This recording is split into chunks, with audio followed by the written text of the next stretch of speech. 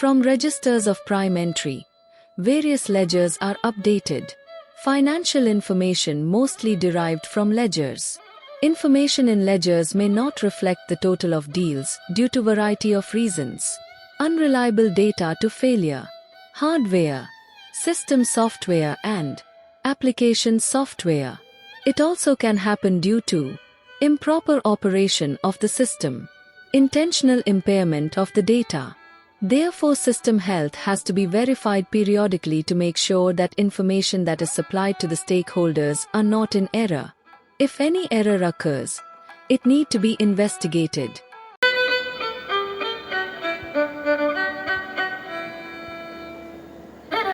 We should make sure that from prime entry registers posting to ledgers are correct. System will go through individual entries and verify that the total movement in ledgers are equal to sum of individual transactions. Closing balance of the previous period is equal to the opening balance of current period. System has the options to verify this for general ledger, subsidiary ledgers, cash ledger, book stock ledger, physical stock ledger. Reports should give no error entries.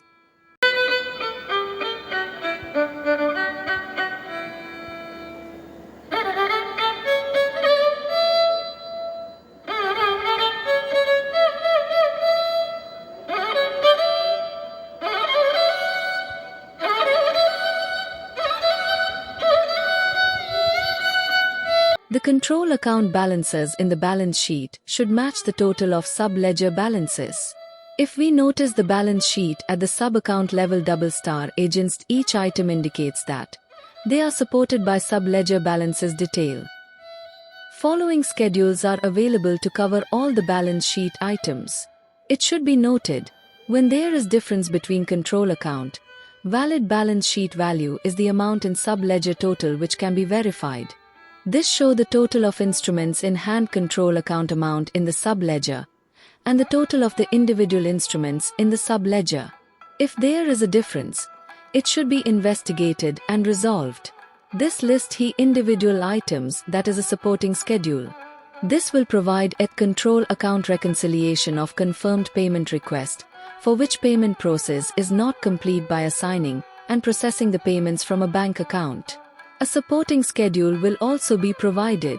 There is a summary of bank account balances by currency giving opening balance debit credit movements and closing balance. If there are differences between control account amount and total of sub-ledger balances, it will show here, and it needs to be investigated. There is a list of bank accounts that make up this total, that is a supporting schedule and balances giving opening balance debit credit movements and closing balance. This will be a summary of commercial accounts, i.e. accounts receivable and payable, deposits etc. by giving opening balance debit credit movements and closing balance. In this example, there is a difference in two of the control accounts. It should be investigated. There is also list of commercial accounts, i.e. accounts receivable and payable, deposits etc. giving opening balance debit credit movements and closing balance.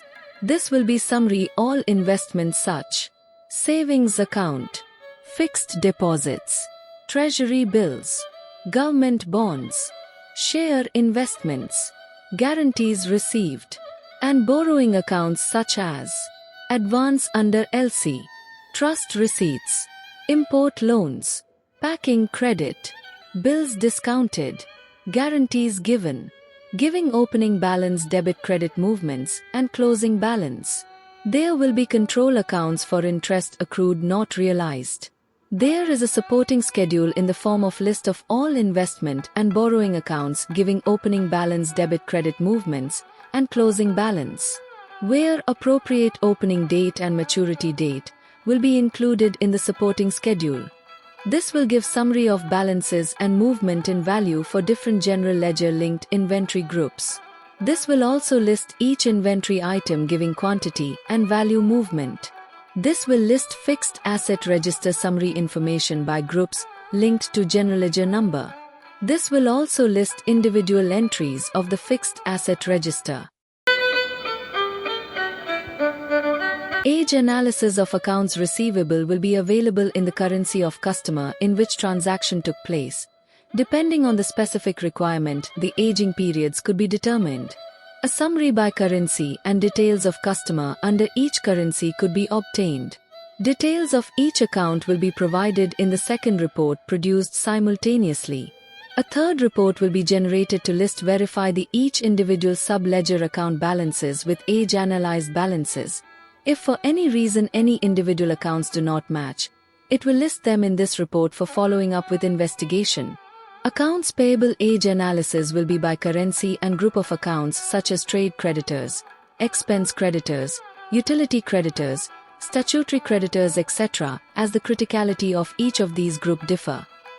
Inventory age analysis will be based on the purchase date to indicate how long they have been in the stock, assuming whatever bought first used first.